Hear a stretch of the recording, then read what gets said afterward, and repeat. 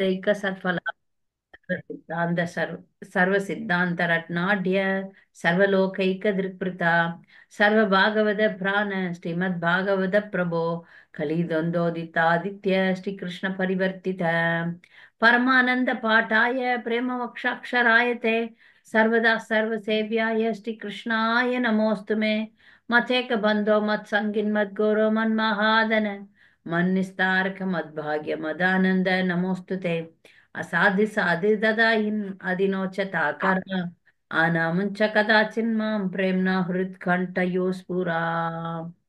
மொழிபெயர்ப்பு. ஓ எல்லா வேத இலக்கியங்களில் இருந்தும் கடைந்தெடுக்கப்பட்ட அமிர்தமே, வேதங்களின் மிக முக்கியமான ஆன்மீக பழமே, எல்லா தத்துவங்களின் முடிவுகளான ஆபரணங்களைக் கொண்டவரே, உலக மக்களுக்கு ஆன்மீக பார்வையை கொடுப்பவர் மற்றும் வைஷ்ணவர்களின் உயிர் மூச்சாக விளங்குபவரே, பகவானே நீர் கலியுகத்தின் இருளை போக்குவதற்காக உதித்த சூரியன், உண்மையில் நீர் எங்களிடம் திரும்பி வந்த கிருஷ்ணர். ஓ ஸ்ரீமத் பாகவதமே, உங்களுக்கு என் பணிவான வணக்கங்கள். உங்களை படிப்பவர்கள் உன்னத ஆனந்தத்தை அடைவார்கள், ஏனெனில் உங்கள் எழுத்துக்கள் அவர்களுக்கு தூய பக்தி தொண்டை பொழிகின்றது.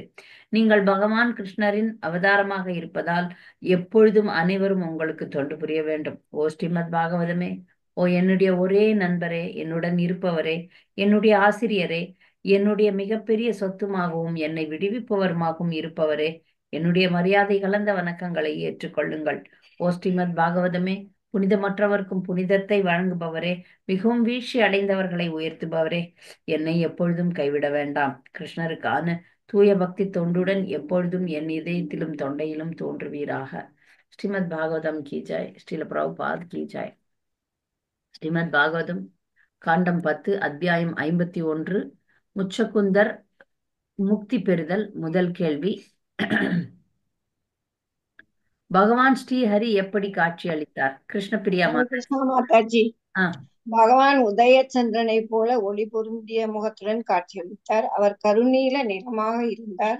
மஞ்சள் பட்டாடையை தரித்து மிக மிக அழகுடன் திகழ்ந்தார். மார்பில் ஸ்ரீவட்சமும் கௌஸ்துப ரத்தினம் கழுத்தில் அணிந்தும் இருந்தார். 4 கைகளுடனும் தாமரை போன்ற நீண்ட கண்கள், அதில் இளஞ்சிவப்பு நிறமாக அவர் கண்கள் இருந்தது. மிகவும் ஒளி பொருந்தி இருந்தது.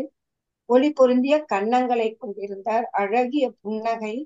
பல அவரது காதணிகள் சுறா சுறா என்ற காதணிகளை அணிந்திருந்தார். எப்போதும் மகிழ்ச்சியுடன் இருக்கும் தாமரை போன்ற முகத்துடன் காட்சியளித்தார். நன்றி. இவ்வாறாக ஹரி காட்சியளித்தார். ஹரே கிருஷ்ணா ஹரே மாதாஜி. கிருஷ்ணா. நன்றி நல்லா மாதாஜி. சொன்னீங்க. அந்த காதுல போட்டுன்னு இருக்கிற அந்த நீங்க பாத்தீங்கன்னா, ஆம், இந்த அந்தர்யாமி பரமாத்மா அந்த 4 கரங்களை உடைய சிரோதக சாய் விஷ்ணு படம் இஸ்கான் பார்த்தீங்கன்னா அதுல அழகா தெரியும். அது சுறாமீன் மாதிரி இருக்கும். அந்த காதுல போட்டுன்னு இருக்கிறாரு அது, அந்த இங்க குண்டலங்கள். பண்டரிபுரத்துல இந்த பாண்டுரங்கன் கூட போட்டுப்பாரு மாதாஜி. இப்படி இப்படி சுறாமீன் மாதிரி ஆ,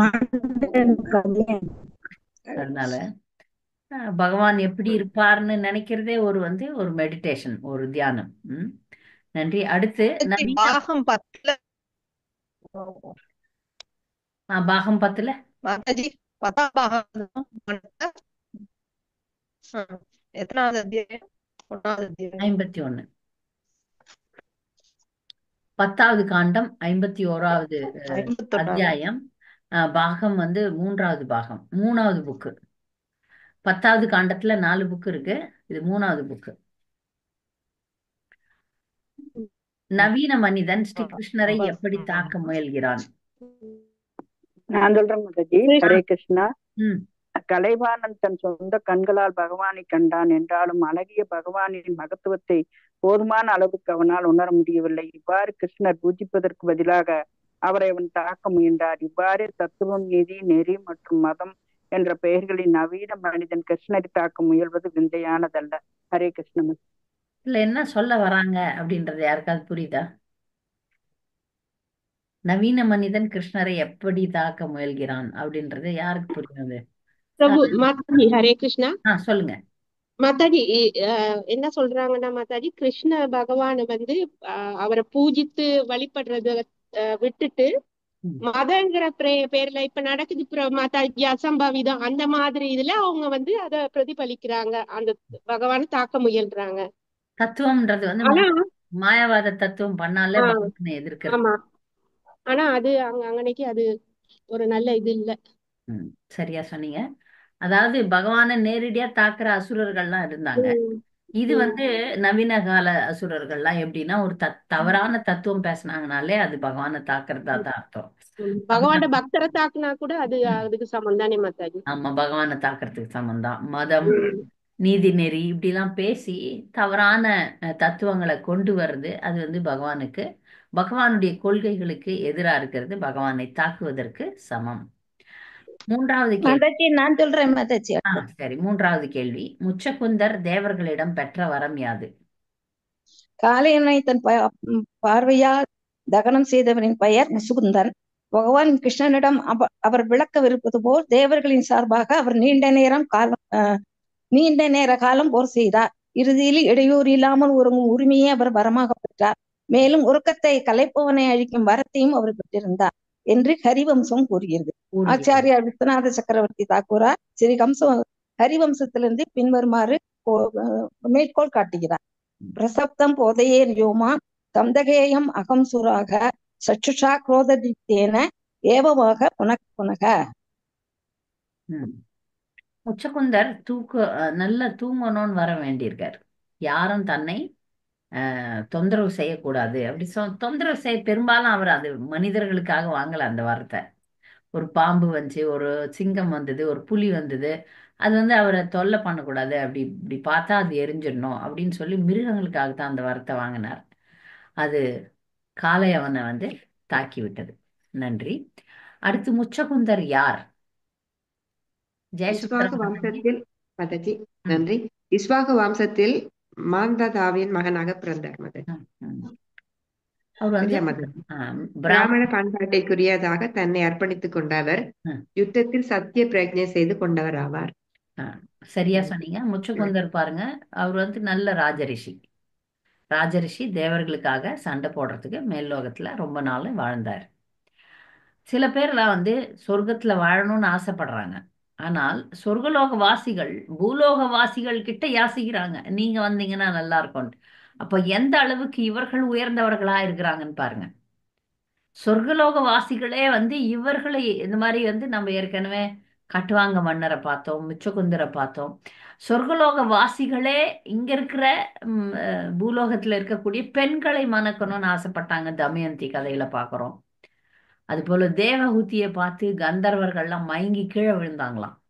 அப்போ சில இந்த மாதிரி விதிவிலக்கான நபர்கள் வந்து பூலோகத்திலையும் உண்டு. அவங்க தேவர்களே இவங்களை பார்த்து ஆசைப்படுறதுக்கும் தேவர்களே இவர்களுடைய உதவியை நாடுற மாதிரியும் இவங்க உயர்ந்த நிலையில இருந்தாங்க.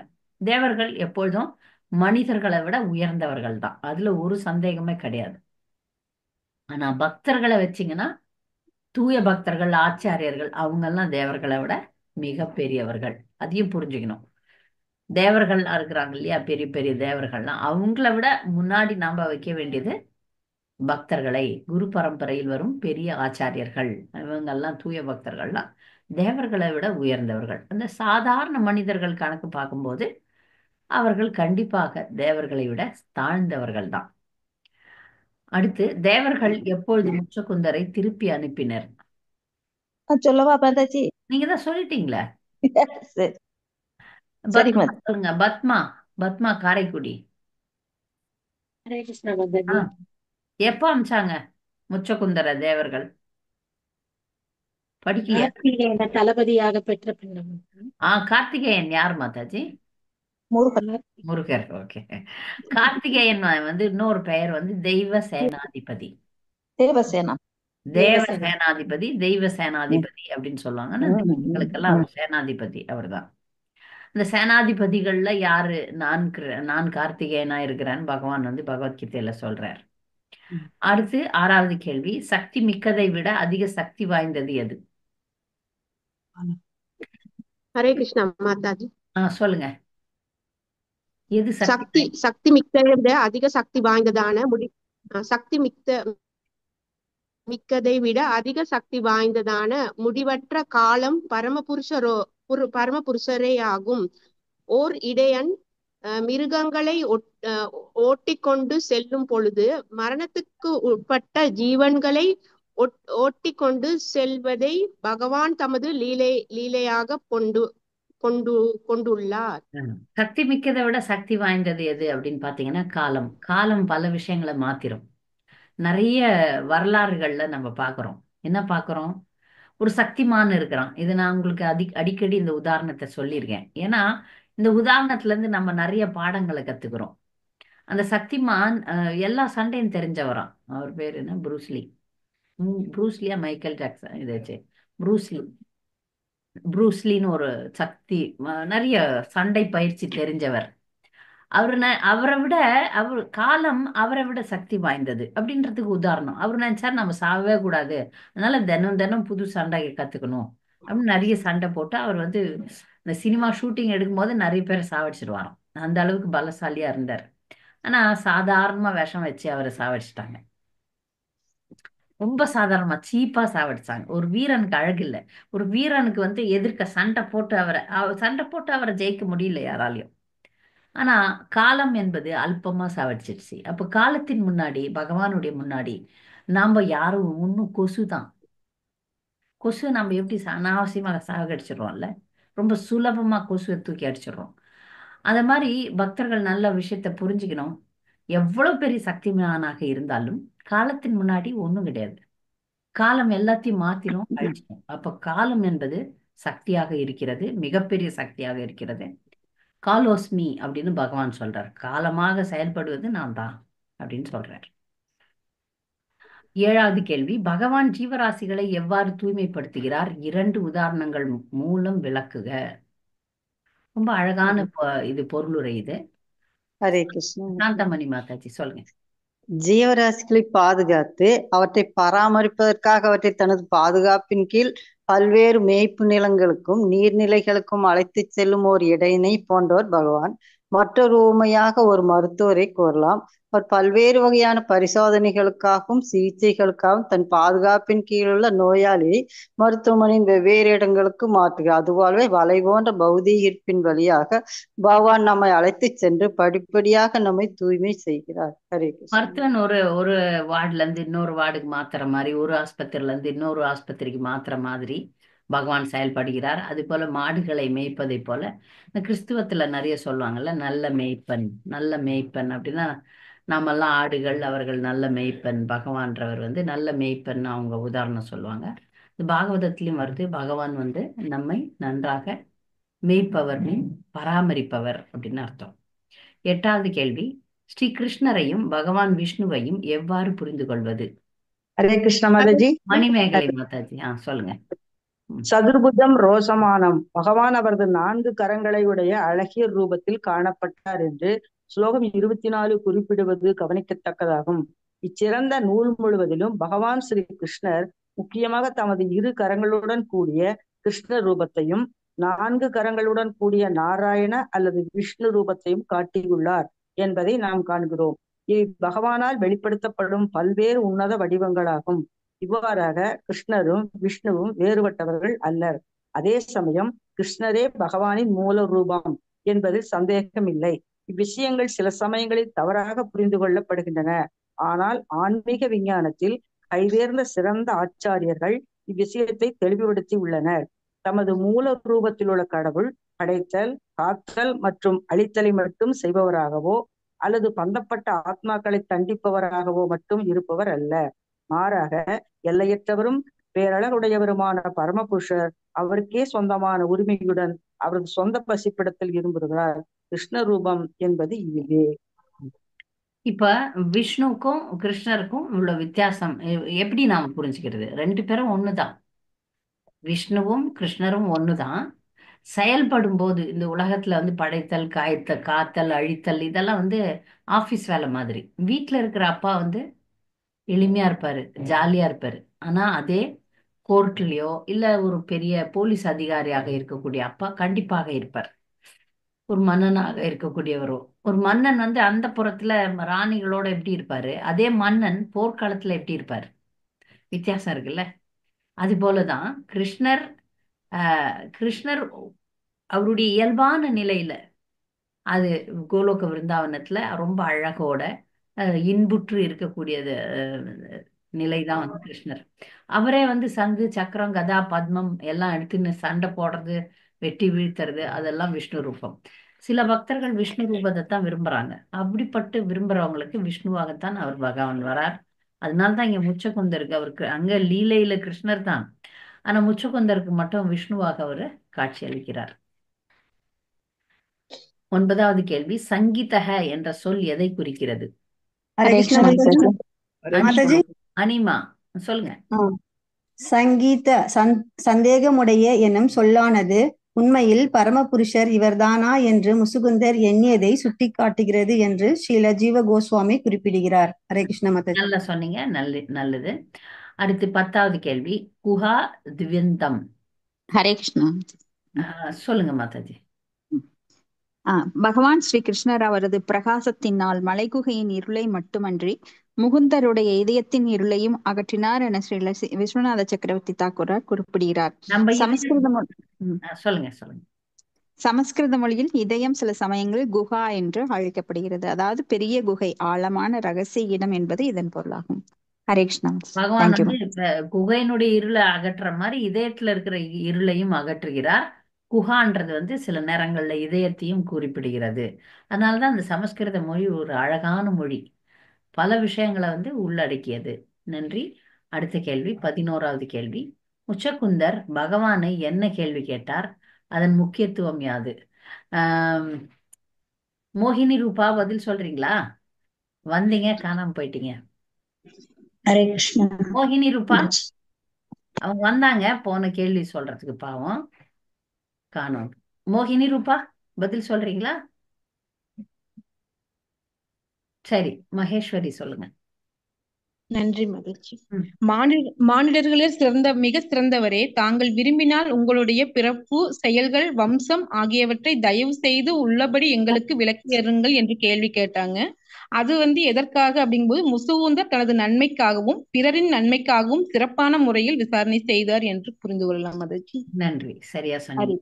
12வது கேள்வி, முச்சகுந்தர் யாருடைய மகன்? நவமணி ஹரே கிருஷ்ணா மாதாஜி.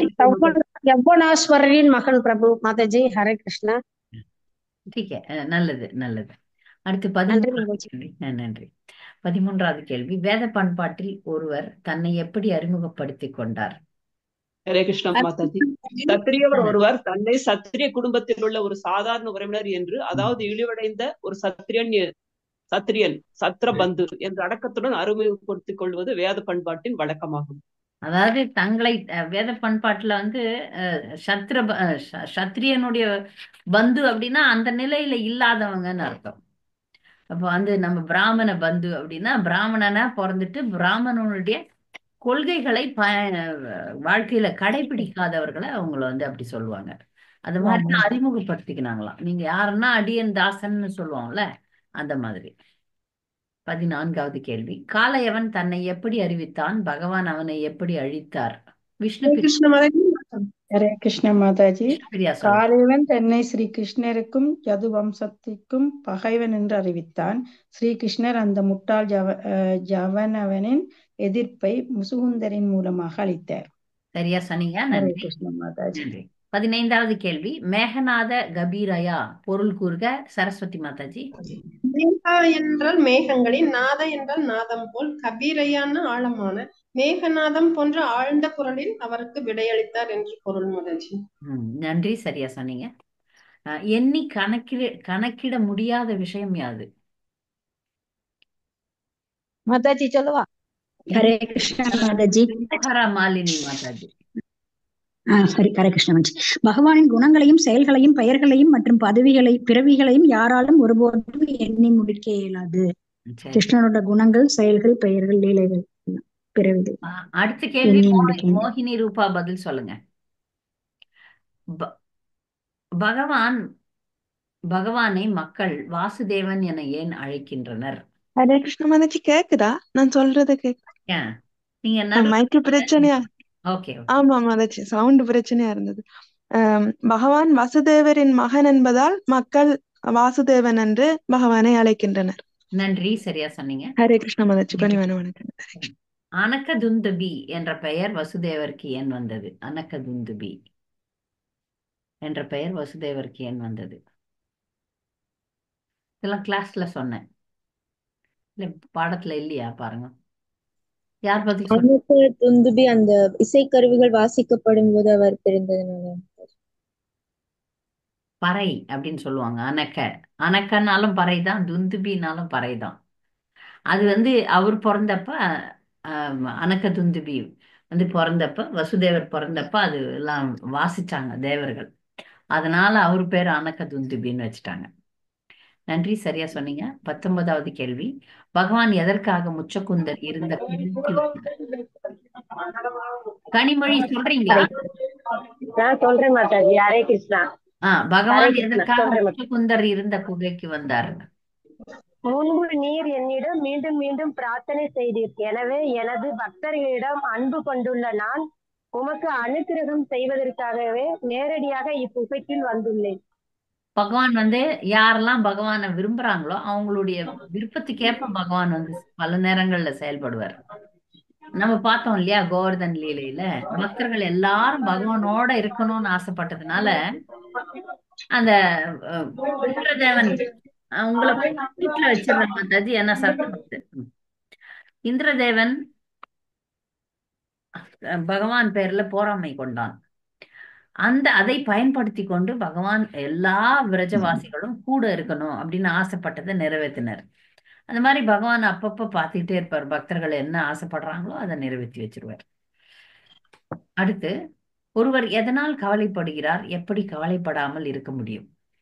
ஹரே கிருஷ்ண மாதாஜி. இருங்க அவங்க பெரிய பக்தர் வந்துட்டாங்க, அவங்க சொல்லட்டும் விசேஷம். மாதாஜி நான் அப்படிலாம் இல்ல, ஏன்னா இந்த கேள்விக்கு ஒரு சரியா விளக்கம் கொடுப்பீங்க நீங்க. அடுத்த கேள்விக்கு பதில் சொல்லுங்க மாதாஜி. நீங்க சொல்லுங்க. விசேஷம். நாம் குறையுடையவர்கள் என்ற உணர்வு வரும் பொழுது நமக்கு கவலை ஏற்படுகிறது அப்படின்னு ஆச்சாரியார்கள்லாம் சொல்றாங்க. நம்ம எதையாவது இழக்கும் போதோ இல்ல நம்ம விரும்பத்தகுந்த ஒன்றை அடையாத பொழுதோ, நமக்கு அது கிடைக்காத போதோ நமக்கு கவலை வருது. கிருஷ்ணரை திருப்திப்படுத்தி அவருடைய கருணையை பெற்றவர்கள் இந்த மாதிரி கவலைக்கு உள்ளாவதே கிடையாது. கிருஷ்ணர் வந்து ஏன் அவங்க கவலைக்கு உள்ளாவது இல்லைன்னா, அவங்க வந்து கிருஷ்ணரையே அடைஞ்சிட்டாங்க. அவங்க வந்து கிருஷ்ணர் பூரண ஆனந்தத்தோட இருப்பிடம். அவர் வந்து எல்லா ஜீவராசிகள்கிட்டையும் தன்னோட ஆனந்தத்தை பகிர்ந்துக்கிறாரு. அதனால அவங்க எல்லாரும் மகிழ்ச்சியோட இருக்காங்க அப்படின்னு சொல்லி கவலை ஏன் வருகிறது. நல்லா சொன்னீங்க, நன்றி. ஒருத்தர் வந்து ஏதாவது நமக்கு இந்த பொருள் வேணும்னு ஆசைப்பட்டு அது கிடைக்கலன்னா கஷ்டம் வரும். ஏதாவது இருக்கிற ஒண்ணு போயிடுச்சுனாலும் கஷ்டம் வரும். இதுக்கெல்லாம் கவலை எல்லாம் போனோம் அப்படின்னா நம்ம வந்து கிருஷ்ணரை திருப்திப்படுத்திட்டோம்னு வச்சுக்கோங்களேன். கிருஷ்ணர் சாப்பிட்டா நம்ம எல்லாம் சாப்பிட்ட மாதிரி, அப்படித்தானே? கிருஷ்ணரை நாம திருப்திப்படுத்த இந்த உலகத்தை பற்றி நல்லா தெரிஞ்சுப்போம். அவர் நமக்காக இருக்கிறார் அப்படின்ற தத்துவங்கள்லாம் நமக்கு புரிய புரிய புரிய புரிய நமக்கு கவலையே வராது.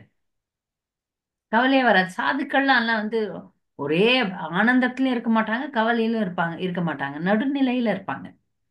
கவலை இருக்காது அவங்களுக்கு. அதே சமயத்துல நம்மள மாதிரி துள்ளியும் குதிக்க மாட்டாங்க, அமைதியா இருப்பாங்க, நடுநிலையில இருப்பாங்க. அப்ப பகவானை திருப்திப்படுத்தும் போது நம்ம வந்து ஒரு நடுநிலையில, நல்ல ஒரு நிலையில, அமைதியான நிலையில இருக்கிறதுக்கு முடியும். 21வது கேள்வி. வைஷ்ணவர்கள் நன்கு அறிந்த விஷயம் யாது? இது வைஷ்ணவர்களுக்கு நல்லா தெரிஞ்ச விஷயம். சொல்லுங்க.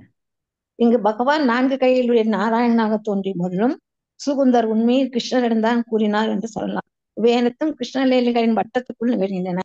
விஷ்ணு அல்லது நாராயணன் 4 கைகளுடைய ரூபங்கள் கிருஷ்ணரின் அம்சங்கள் என்பதை வைஷ்ணவர்கள் நன்கு அறிவர். இவ்விதமாக பகவான் கிருஷ்ணனின் லீலா வரம்புக்குள் விஷ்ணு லீலைகளும் தோன்றக்கூடும். இவையே பரமபுருஷருக்குரிய குணங்களும் செயல்களும் ஆகும். வைஷ்ணவர்களுக்கு நல்லா தெரிஞ்ச விஷயம், விஷ்ணு கிருஷ்ணருடைய அம்சம் அப்படின்னு. முதல் ஆதி ரூபம் வந்து கிருஷ்ணர் தான். கிருஷ்ணர்ல இருந்து தான் விஷ்ணு வந்தார்ன்றது வைஷ்ணவர்களுக்கு நல்லா தெரியும்னு சொல்றாங்க. இது ஸ்ரீ வைஷ்ணவர்கள் ஒத்துக்க மாட்டாங்க. அப்ப இது வந்து நிரூபிக்கப்பட்ட விஷயம். நமக்கு எல்லாருக்கும் தெரியும், நம்மளுடைய சம்பிரதாயத்தினுடைய ஆச்சாரியன் பலதேவ் வித்யாபூஷன் அப்படின்னு ஒருத்தர். பலதேவ் வித்யாபூஷன் ஒரு முறை வட இந்தியால இந்த ராமானந்தீஸ்ன்னு சொல்லுவாங்க, ஸ்ரீ சம்பிரதாயத்தினரை. அவங்க வந்து நாராயணர் தான் முழுமுதற் மேன்மையானவர், நாராயணர் தான் வசத்தி அப்படின்னு அவங்க வாதிட்டாங்க. அப்ப மேற்கோள்கள், சாஸ்திர மேற்கோள்களை வைத்து அவர்களை தோற்கடிச்சார். தோற்கடிச்ச உடனே அந்த ராமானந்திகள், அந்த ஸ்ரீ சம்பிரதாயத்தினர் முழுக்க இந்த சம்பிரதாயத்துக்கு, கௌடி சம்பிரதாயத்துக்கு வர்றதுக்கு வந்தாங்க. அப்ப அவர் வேண்டான்னு சொல்லிட்டார். ஏன்னா இது உங்களுடைய மனபாவனை, இது உங்களுடைய, நீங்க பயபக்தியில நாராயணரை வழிபடுறதே உங்களுடைய இயல்பு, உங்க சம்பிரதாயத்தினுடைய இது, அதுலயே இருங்க, இங்க வரணும்னு அவசியம் இல்லை அப்படின்னு சொல்லிட்டார் அவர். இப்ப யார் யாருக்கு என்னென்ன பகவானுடைய ரூபங்கள் மேல இது இருக்கோ, விருப்பம், ஆக்ரோஷம், இது அட்ராக்ஷன் சொல்லுவோம் இல்லையா, அது இருக்கோ, அதுல அவங்க தப்பு கிடையாது. யாராவது அயக்ரீவரை வணங்கினா தப்பா? தப்பு கிடையாது. பகவானுடைய அவதாரம் தான் அவர். யாராவது ராமர், யாராவது நரசிம்மர், யாராவது இந்த மாதிரி பகவானுடைய பல்வேறு அவதாரங்கள் இருக்கு, அதெல்லாம் தவறு கிடையாது. அந்த குறிப்பிட்ட ஜீவாத்மா அந்த பகவானிடம், பகவானுடைய அந்த ரூபத்தின் மீது பற்று வருது, ஆசை இருக்கு, அதுதான் அவங்களுடைய நித்தியமான உறவு. அதனால அது தவறு கிடையாது. அதனால நீங்க நாராயணரையே நீங்க வணங்குங்க அப்படின்னு சொல்லி பலதேவ் வித்யாபூஷன் சொல்லிட்டார். ஆனால் ஆதி புருஷன் வந்து கிருஷ்ணர் தான். முச்சகுந்தர் எதனால் ஆன்மீக வாய்ப்புகள் நாசம் அடைகிறது என கூறுகிறார்?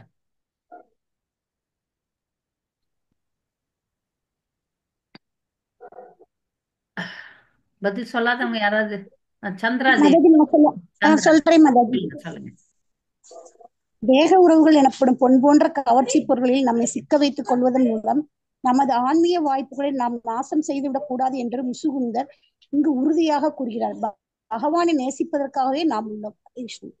தேக உறவுகள் அப்படின்னா யாருக்கு என்ன தெரியுதா? தேக உறவுகள்னா என்னது மாதாஜி? தேக உறவுனா பொண்ணும் பையன் அவளோட இதுல இருந்து வருதுதான் தேக உறவு. தேக உறவுகள் நம்முடைய பேரன் பேத்தி, அந்த நம்ம உடல் நம்ம உடல், சகோதரன் சகோதரி, சம்பந்தமா அம்மா அப்பா, சகோதரன் சகோதரி, இவங்கெல்லாம் நம்ம தேக உறவுகள்.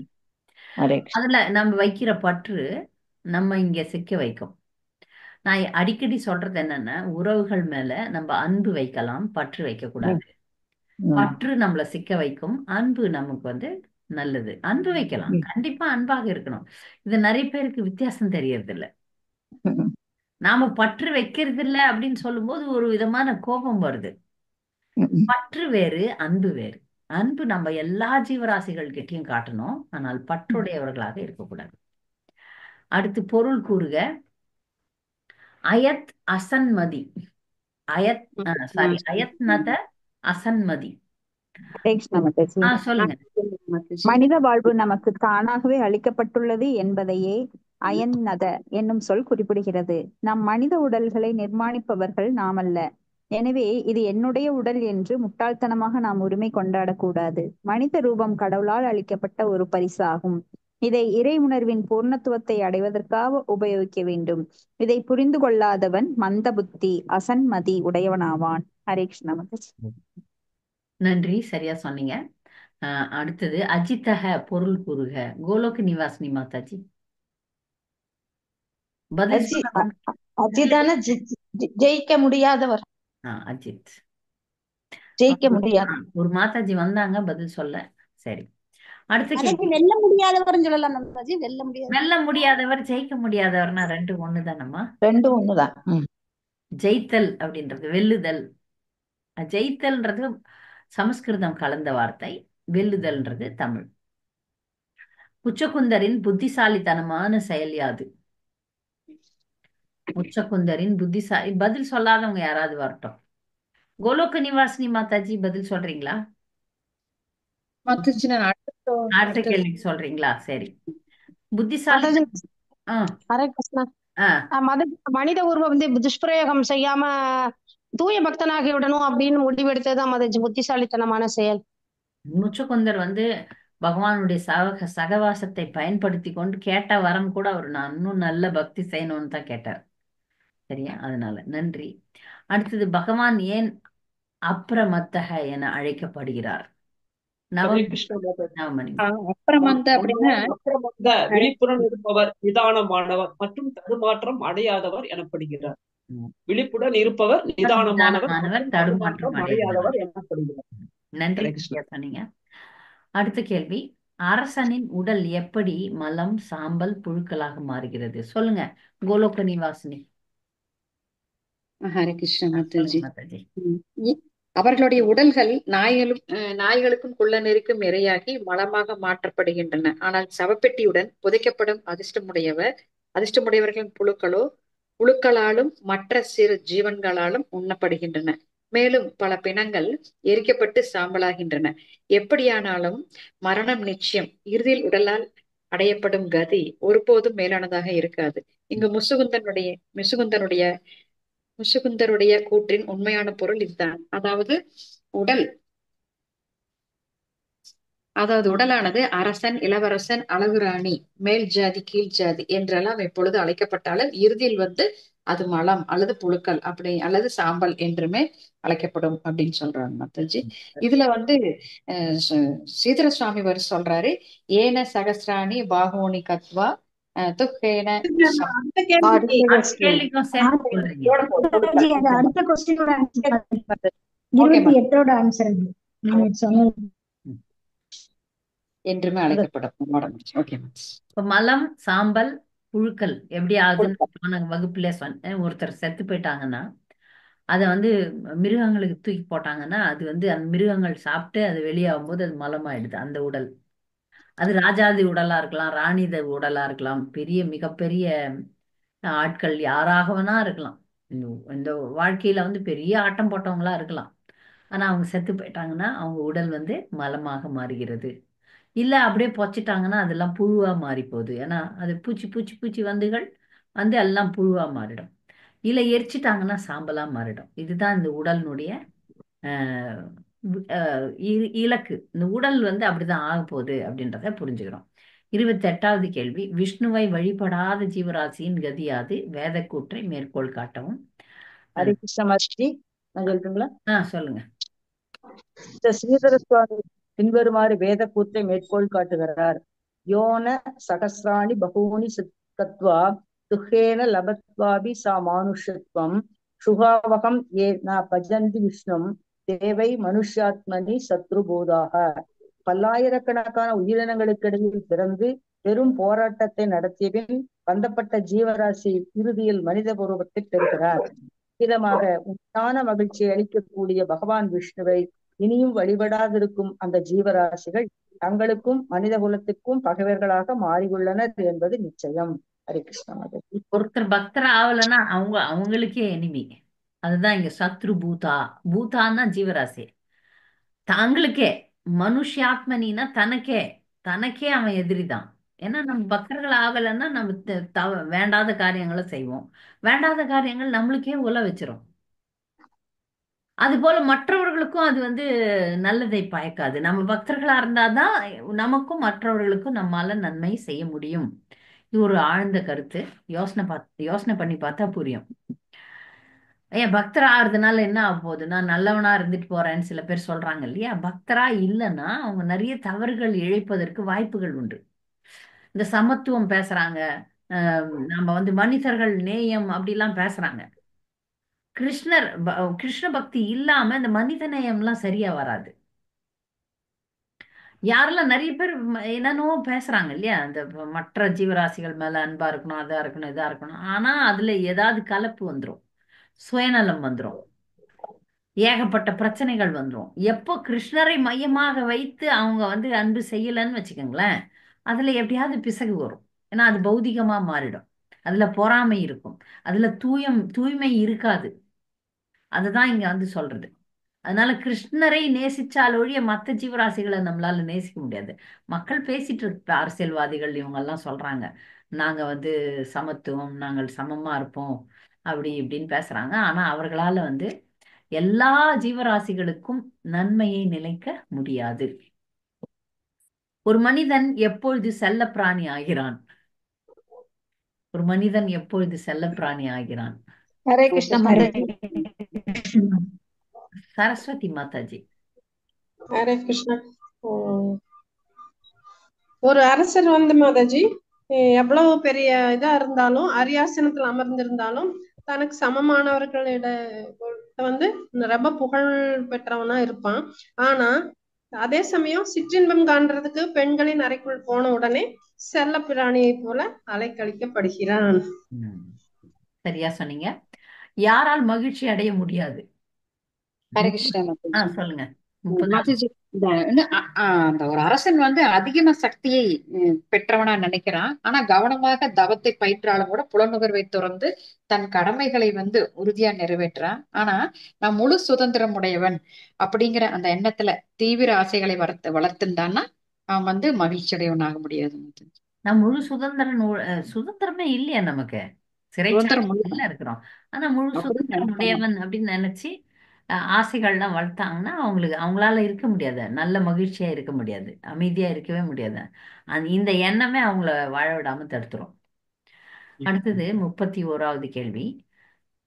அதிசயோக்தி என்றால் என்ன? ஹரே கிருஷ்ண மாதாஜி. சொல்லுங்க.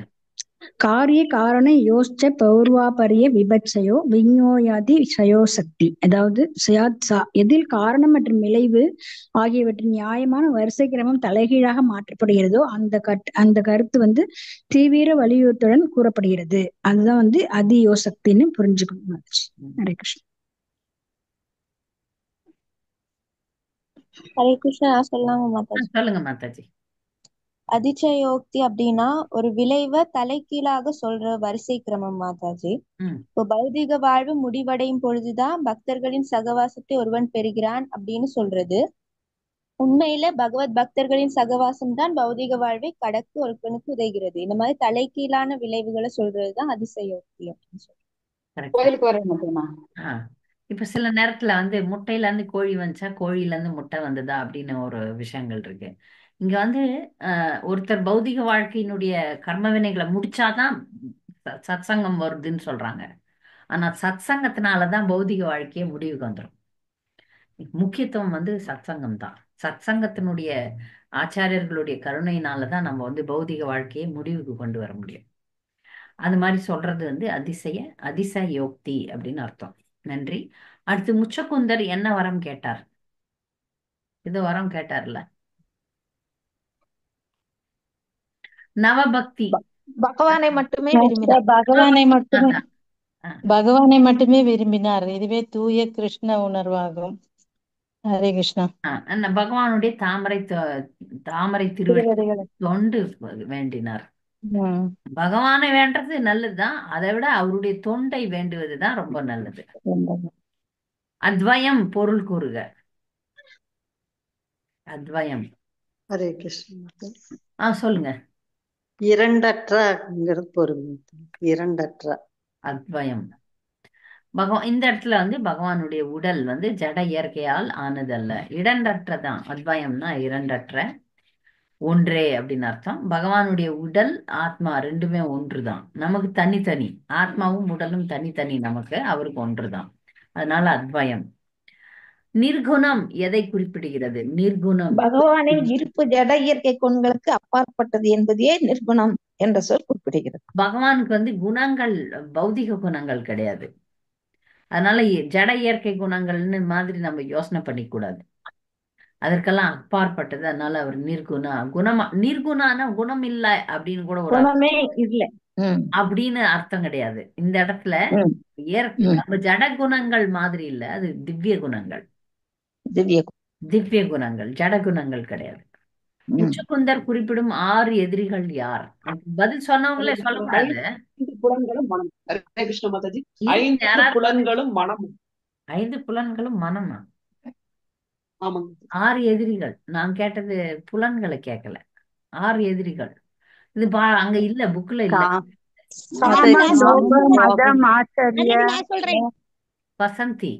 வசந்தி மாதாஜி சொல்லுங்க.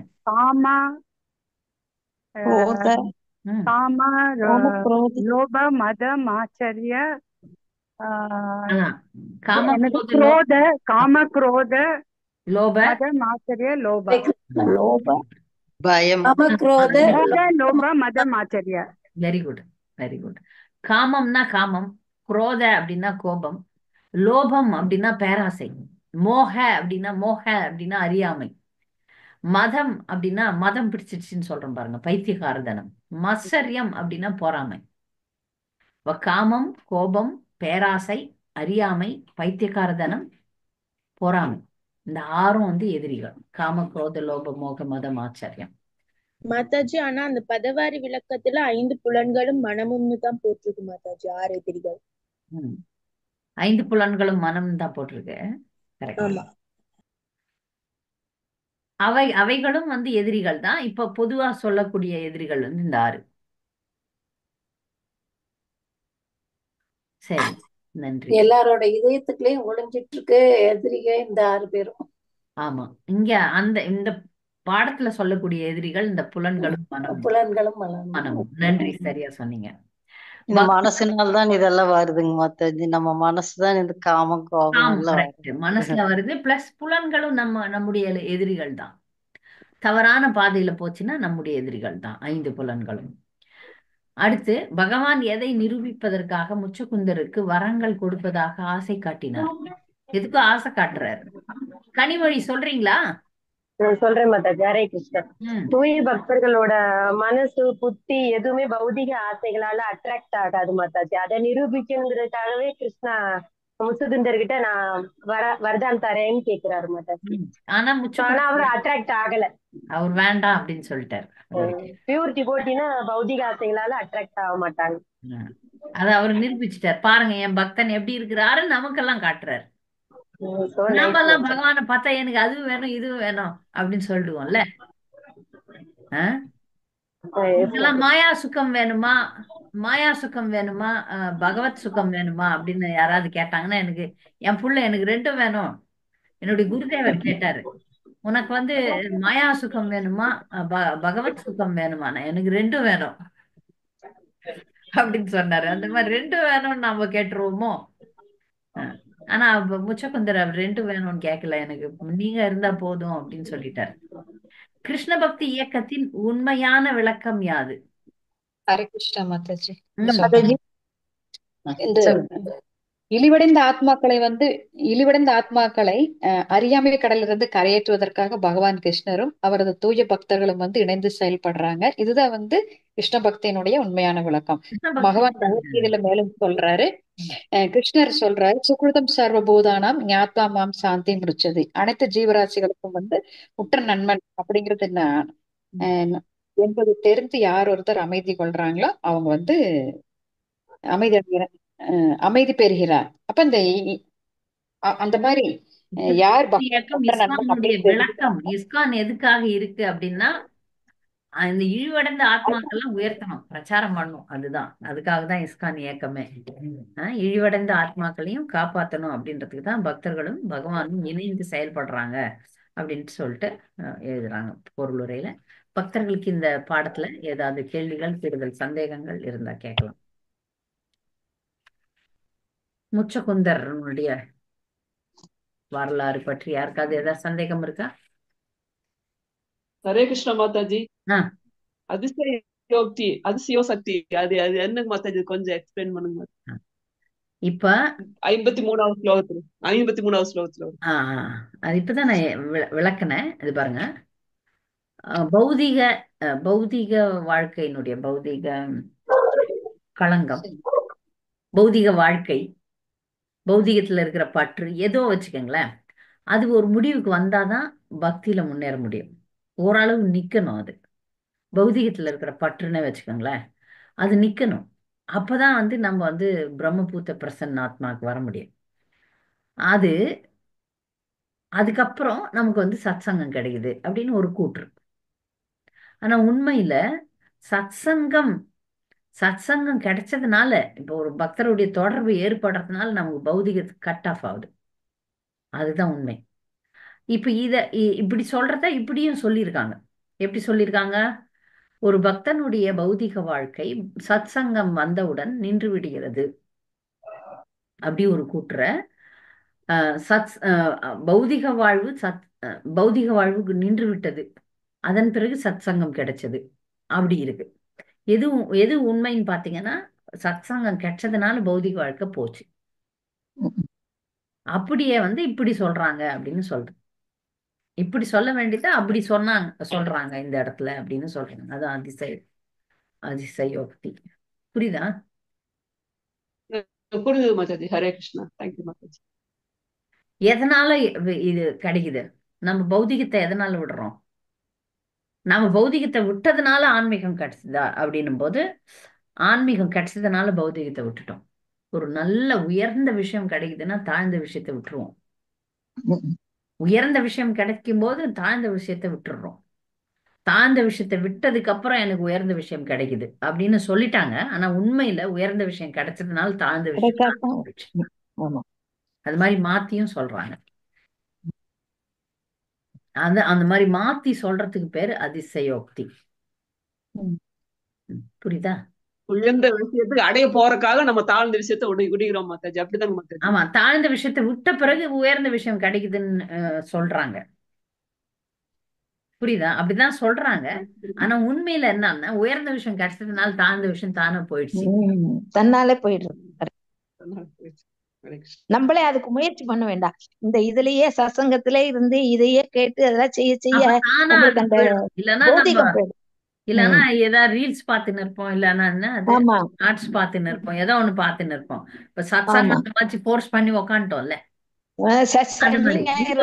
சனிக்கிழமைக்கு கொஸ்டின் எடுத்து வச்சுக்கணுமே, ஞாயிற்றுக்கிழமைக்கு அதை படிக்கணுமேங்கிற ஒரு சசங்கம் நம்மளுக்கு இருக்கிறதுனால அந்த இதெல்லாம் நம்மளுக்கு நம்ம விட்டுறோம். ஆமா, இது ஒரு சின்ன உதாரணம். ஆனா அல்டிமேட் உதாரணம் எப்படின்னா, எப்போ தீவிரமா ஒருத்தருடைய ஆன்மீக வாழ்க்கையை ஆரம்பிக்குது அப்படின்னும் போது அவங்க பௌதிகத்தை விட்டாதான் ஆன்மீக வாழ்க்கையை ஆரம்பிக்கும் அப்படின்னு ஒரு கூற்று. பௌதிகத்தை விட்டீங்கன்னாதான் ஆன்மீகம் ஆரம்பிக்கும் அப்படின்றது ஒரு கூற்று. ஆனா உண்மையில ஆன்மீகத்தை பௌதிகம் தானே போயிடும். ஆமா ஆமா, சில இதுல நம்மளுக்கே புரியுது இல்லையா? இந்த ஆன்மீகத்துக்கு வந்ததுனாலதான் இங்க இருக்கிறதையே நம்ம அலட்சியம் பண்ணிட்டு நம்ம இதுதான் நம்மளுக்கு முக்கியங்கிறது நம்ம அதை புடிச்சுக்கிறோமே. இதுதான் அது. இது வேற ஏதாவது கேள்விகள்? ஹரே கிருஷ்ண மாதாஜி. இப்போ முச்சுக்குந்தர் ஒரு சத்திரியன் மாதிரி செயல்பட்டார் தானே. அந்த அசுரர்களை எல்லாம் அழிக்கிறாரு, தேவர்களுக்கு சப்போர்ட்டா இருக்காரு. அப்போ அப்படி இருந்த ஒருத்தர் திருப்பி அடுத்த பிறவி எடுத்து பிராமணரா ஜீவராசிகளுக்கு நலன் விரும்பி அருந்துதான் முக்தி அடையணும்னு இருக்கு. அப்போ எப்படி இப்ப அர்ஜுனனும் கிருஷ்ணருக்கு அதே மாதிரி தானே மாதாஜி சத்திரியனா செயல்படுறாரு? ஜீவராசியினுடைய பயணம். அர்ஜுனனை நீங்க ஒப்பிடவே முடியாது முச்சகுந்தரோட. அர்ஜுனன் நித்திய சகா இல்ல, நித்திய சூரி. அர்ஜுனன் எப்பெல்லாம் கிருஷ்ணர் வர்றாரோ அப்பெல்லாம் வர்றாரு. அவரு தான் பத்ரிகாசிரமத்துல நரநாராயணரா வர்றாரு. அர்ஜுனனையும் முச்சகுந்தையும் நம்ம ஒப்பிட முடியாது இல்ல. முச்சகுந்தன் கிழந்து மேல போறாரு, அர்ஜுனன் எப்பொழுதும் மேலேயே இருக்கிறார். வேற ஒரு ராஜரிஷிகள் கூட நீங்க எடுத்துக்கலாம். இப்ப பரீட்சத் மகாராஜரும் ஒரு சத்திரியன் தான்.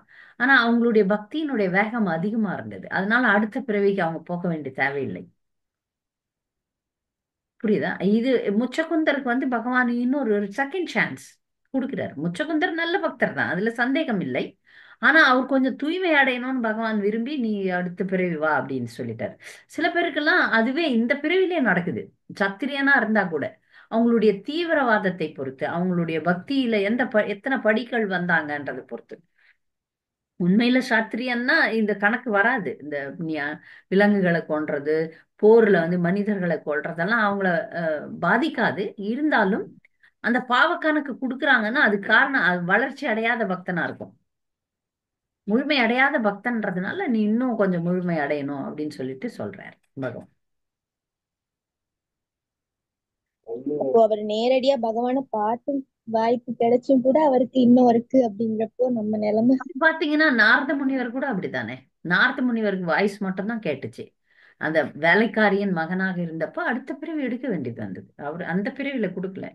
அந்த பிறவில வெறுமே வார்த்தை தான் வந்தது. ஆமா, நீங்க சொல்றது உண்மை. நேர்ல பார்த்தும் அவருக்கு இன்னும் ஒரு பிறவி வரணும் அப்படின்னு சொல்லிட்டாரு பகவான். அந்த மாதிரி அப்பனா பாத்துங்க எவ்வளவு கஷ்டம் அது. ஏன்னா முழுமை அடையாம அங்க போக முடியாது. பகவான் தரத்துக்கு தயாரா இருக்கிறார், நமக்கு தன்னையே தருவதற்கும் தயார் தான் அவரு. ஆனா நாம தான் முழுமை அடையல. முழுமை அடையாம அது கொடுக்க கூடாது. அதனால வாய்ப்புகளை தர்றாரு. அடுத்த பிறவி வா, மெதுவா வா, பரவாயில்ல வா அப்படின்னு சொல்றாரு. அதனால அடுத்த பிறவிக்கு அவரை போட்டார். ஏன்னா கொஞ்சம் கொஞ்சம் ஏதாவது ஆசைகள் இருந்திருக்கும் அவருக்கு. அதை ஒழிக்கிறதுக்கு ஒரு வாய்ப்பு கொடுப்பாரு. எவ்வளவு பிறவிகள் எடுக்கிறோம்னா அவ்வளவு ஆசைகள் இருக்குன்னு அர்த்தம். அத்தனையும் நம்ம ஒழிச்சிட்டு தான் வரணும். நாமெல்லாம் எப்படின்னா நாமெல்லாம் அப்படிதான். நம்ம எவ்வளவு பகுநாம் ஜென்ம நாமந்தே அத்தனை ஜென்மங்களை எடுக்க வேண்டி வரும். எதுக்கெல்லாம் ஆசைப்படுறோமோ அதுக்கெல்லாம் அடுத்த பிறவி. ஆனா படிப்படியா எப்படி முன்னேறலாம்னா அந்த ஆசைகள் எல்லாம் கிருஷ்ணருக்கான ஆசைகளாக இப்பவே மாத்தணும். ஒரு விஷயத்தையும் உள்ள ஆராய்தல் வேணும் எல்லாருக்குமே. உள்ள ஆராய்தல் வரணும். உள்ள ஆராய்ஞ்சு அந்த நாம் செய்யும் தவறுகளுக்காக வருந்தி பக்தி தொண்டு செய்து ஒரே பிறவியில் அடையலாம் அப்படின்றது இருக்கு. அது ரொம்ப கஷ்டப்படணும், சரியான கஷ்டப்படணும். நம்ம கொஞ்சம் கஷ்டத்துக்கு பயந்தோம்னாலே பின்னாடி போயிடணும். அவ்வளவுதான். கஷ்டமே நான் பயப்படவே மாட்டேன் அப்படின்னு சொல்லி தீவிரவாதத்தை வளர்த்து கொள்ள வேண்டும். அது குறைஞ்சபட்சம் ஒரு 2-3 பிறவிகள்ல போய் சேரத்துக்கு வழி வகுக்கும். வேற ஏதாவது கேள்விகள்? இந்த பாடத்தை முடிச்சுக்கலாம். நம்ம அடுத்த பாடத்துக்கு போலாம். ஹரே கிருஷ்ணா.